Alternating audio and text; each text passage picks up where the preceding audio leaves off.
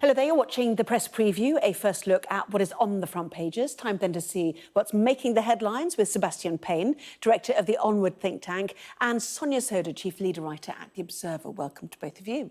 As ever, let's take a look, shall we, at the front pages. Starting with the Telegraph and the sword attack in East London, which left a teenage boy dead and 4 others injured, is the lead story for the Telegraph, with the headline, "Schoolboy Killed in Daylight Sword Rampage." The Eye reports that the boy was on his way to school when the attack happened.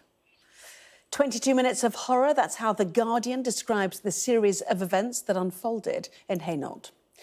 The Mirror too calls it sword attack horror. A similar front page for tomorrow's Daily Express. And courage of sword cops, the Metro focusing on the bravery of the police officers who confronted the armed man before he was arrested. Meanwhile, The Times says a crackdown on visas has led to a fall in immigration levels to Britain. The Daily Mail returns to its campaign on prostate cancer with news of a new scan that could cut needless deaths by 40%. Financial Times leads with surprise news from the city that the chief executive of banking giant HSBC is to step down after 5 years in the job. And The Star heralds Thursday's coming elections with a manifesto all of its own. Well, a reminder, by scanning the QR code you'll see on screen during the programme, you can check out the front pages of tomorrow's newspapers while you watch us and listen to our guests. So let's go to Sebastian Payne and Sonia Sodha. Sebastian, you know, horror in Hainault is the word, isn't it? This sword attack dominating a number of newspapers. It is the most horrific story, and it's one that there's a lot of images around, and you can see on some of the front pages tomorrow, you can see the face of the attacker on the Eye paper. It's actually blurred out, and the thing we should notice, the police have said to not spread footage on this because a lot of it's on social media. But there's a lot we don't know. What we do know is that this attacker, who had a samurai sword, killed a 14-year-old boy on the streets of Hainault in East London in broad daylight, and it's been condemned and shock across the whole city, political spectrum, with the King in Buckingham Palace commenting on it as well. And it was a 22-minute attack that happened. It really is the most horrific, awful thing. And as the Telegraph reports tomorrow, the footage on social media showed officers confronting the attacker as a body lay on the street nearby.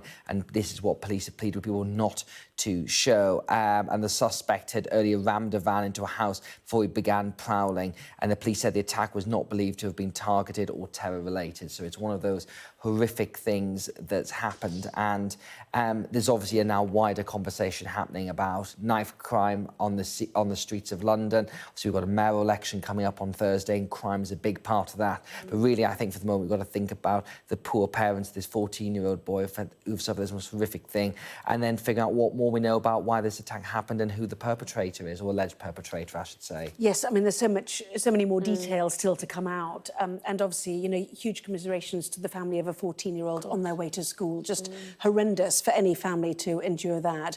Other papers picking up on the bravery of the police officers. As you can see here, officer confronts the man.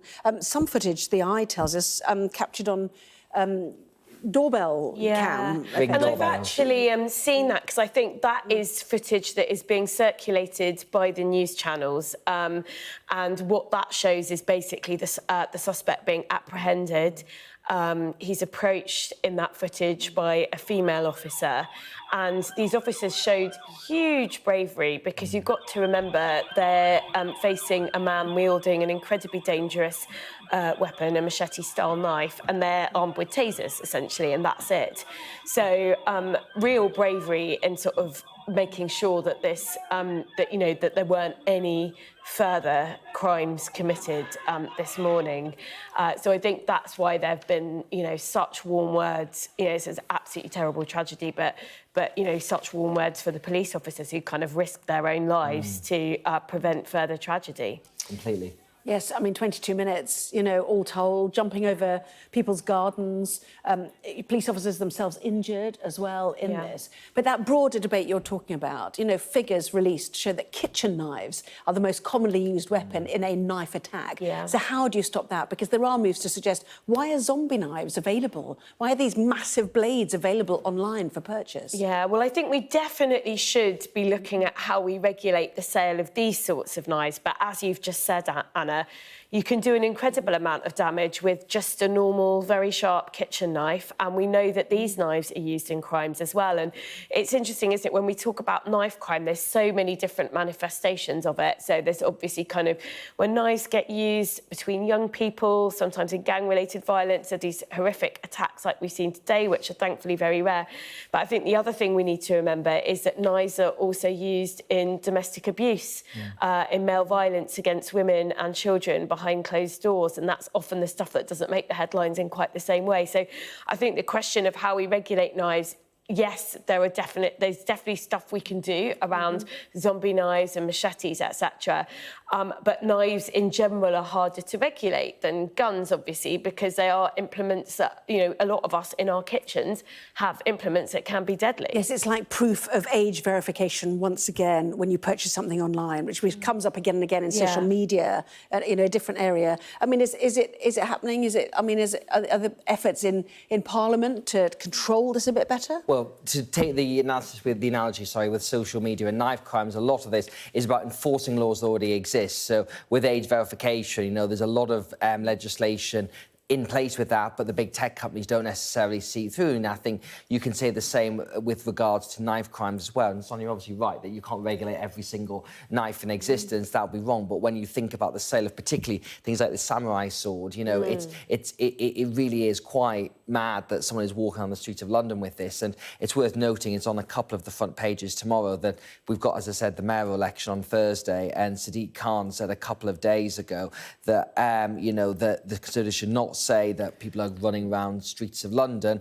And so Susan Hall, the Conservative candidate, you should stop watching The Wire when not living in Baltimore and the noughties. But I think a lot of people see this and do see that there is this rise in knife crime with new figures showing it hit a record peak high. And how you deal with that is not simple. You can't just flick a finger and resolve it. You've got the question of prevention at the beginning to make sure people are not going into gangs that leads to knife crime. But I think you've also got to have questions about what the police are doing and where they're putting efforts. And this is nothing to say anything about how well the police have done today with this particular incident, but there's a wider question about what they're doing with knife crime. And there is a feeling, I think, along a lot of people, and polling does show this, that the capital is feeling less safe, and people will see this story and it will confirm their fears about it. And elsewhere, obviously. I think actually the figures are even higher in Birmingham per population head than London when it comes to knife crime. Yeah, OK. Let's move on to a story that broke earlier, which is about Rwanda. The first asylum seeker deported to Rwanda. Got it on the front of the Telegraph in the absence of the Sun, which broke the story, I think. Yeah. Anyway, this is under the voluntary scheme. So does it count in terms of political capital for the government, as you said, just ahead of the May elections? I don't think so, because I think when you look at the... Well, first of all, I think the government are onto a bit of a hiding for nothing, hoping that if they manage to get some people seeking asylum in the UK, if they manage to deport them to Rwanda, that's going to have a political impact anyway. But this is something quite different to the Rwanda scheme that we've all been talking about. So what this is an asylum seeker who applied for asylum in the UK. His claim was rejected, therefore he's got no right to stay in the UK. And what the UK government have said is basically, if we give you £3,000, will you go to Rwanda? And he said, yeah. OK. So it isn't the Rwanda scheme. It's not what the legislation relates to. It's covered by the treaty that we've got with Rwanda. But this is not a proof of concept of the Prime Minister's Rwanda scheme at all. But it is still an asylum seeker to Rwanda, you see. It might get lost in the... And I think that's the point. But that's what we're here for, to tell people the details. It is very much symbolic, I think, of the fact that the government can now say, you've got an illegal asylum seeker who has gone to Rwanda. And that's what I imagine you'll be hearing lots of spokespeople saying over the next 24 hours, and in return, lots of people will be raising the point Sonia said as well, that it's a different scheme. He was paid £3,000 and he voluntarily got on a commercial. And this side, and he was African, apparently. And this side scheme, the voluntary schemes, existed for quite some time, and Rwanda, I think, was added to that quite recently. And then this individual has taken his voluntary option to do that. The main Rwanda scheme, which is for illegal asylum seekers, that's still, I think, 10 weeks away. And so the government said hoping to get the first flight off the ground. And it hopes that the drumbeat of this will create the deterrent effect when it comes to small boats. We'll see what happens down the line. But politically, this is, I think, a sort of a stepping stone to where they want to get to. We'll see what happens over the next 10 weeks or so.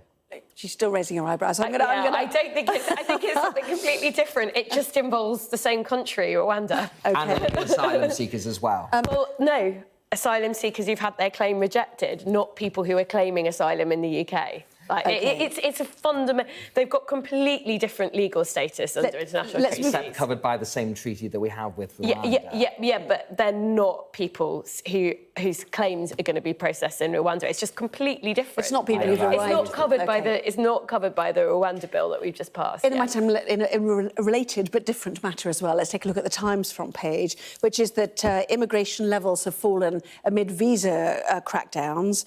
Britain's record level of immigration is finally falling. The latest figures show a sharp decline in the number of foreign workers and students coming to the UK. Now, many people are very concerned about the impact of this on the NHS and the social care system, although the rules do allow for a bit of that, don't they? But anyway, this is, you know, the family crackdown, if I can put it that way. Well, we had these numbers last year, which I think was something like 750,000 of net migration in the UK, and a lot of people commented at the time that this was a one-off thing because of certain elements of the system, not least Afghanistan refugees, Hong Kong refugees and Ukrainian refugees. It was always expected it was going to fall when it came to this year. But the government has introduced some much tougher stuff on family reunification and families coming to the UK. That's now kind of starting to have an impact. And, of course, with all this is going to raise questions about where the job market is, where the labour market is and where skills are going to be filled. So I think it was not sustainable to have migration levels that we saw last year. They did need to come down. But the question now is what impact is that going to have on the labour market? And that's what we'll see in the coming months. But again, if you take that Rwanda headline, because detail, the government will be happy with that, and they'll probably be quite happy with that as well. But the key thing, and I think you're absolutely right to raise the question of the NHS and social care, because one of the reasons why migration was high was because the government made use of its own ability to say, we need more health and social care workers. And so we're asking people to come because of the number of vacancies we've got in the health and social care system. And what the rules around family reunification do is say that if you're here working in the UK, the salary you have to be on to bring over your spouse and your children is even higher. Now, I suspect that puts off people coming to work in the NHS, it puts off people coming to care for older people, and that will be behind some of the drop in numbers of people coming to... And we've still got these vacancies, so it could have a detrimental impact on the NHS and social care. OK, we've run out of time. No more, she says, strictly. Got lots to pack in the second half of our programme, including the very latest on the King as well, returning to public-facing duties, visiting a cancer centre, and this story as well, prostate scans that could cut deaths by 40%. Back with that in just a moment.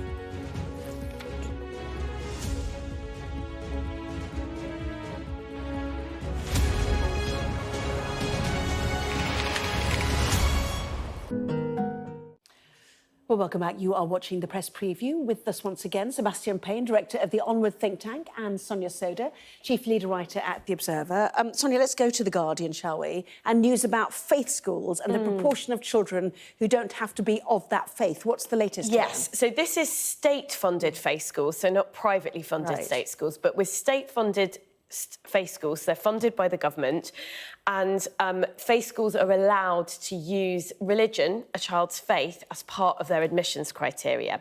But they're only allowed to do that for up to 50% of their intake. And one of the reasons why there is that cap is there was a lot of concern that these schools were using, sometimes, well-intentioned admissions criteria, but basically it's academic selection by the back door, and particularly social class selection by the back door. So what was happening was you had excellent state schools that are affiliated with a faith, and it's basically middle-class parents who were getting their kids in these schools disproportionately. So that was one of the reasons for the cap. Now there is a proposal from government to drop that cap and say, well, state-funded faith schools can do up to 100% of their recruitment based on faith.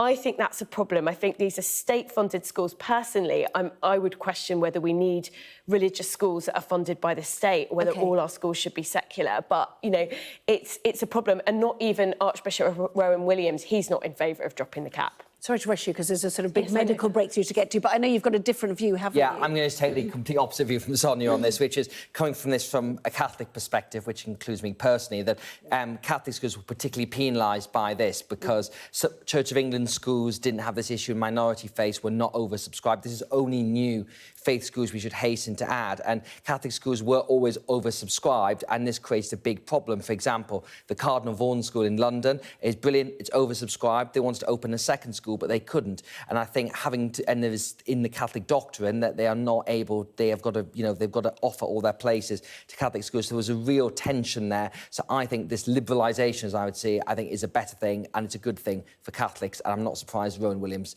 has a different view on it, because it's not about his religion. OK, let's move to the Daily Mail, shall we? Haven't got very long left. Prostate scans, which could cut deaths by 40%, leading a prostate cancer revolution, is how the Mail calls it. So we don't have prostate cancer screening yet, and that's because the screens for prostate cancer are thought to be very unreliable, so they don't really work in spotting these cancers early, and it's the leading killer of men when it comes to cancer. But scientists have now developed a new screen, potentially. It's being rolled out and tested. They think if it comes off, it could reduce male deaths from prostate cancer by 40%. If it works, won't that be amazing news? And it comes on the day, of course, that the King, out for his first visit since his cancer diagnosis, visited a cancer centre as well. And what wonderful pictures that we've seen of the King when he visited cancer patients. His first time doing an official duty since he was diagnosed. He's still undergoing treatment and talked about it. And the line that he had was to say, it's always a bit of a shock, isn't it, when they tell you? But he seemed to be in very good spirits, and it shows the King really is keen to get back into it and seems to be making good progress on what we saw in public today. Yeah, and do some really good work on this as well, raising awareness for people. Very, very important. Yes. Sebastian, Sonia, thank you both very much indeed.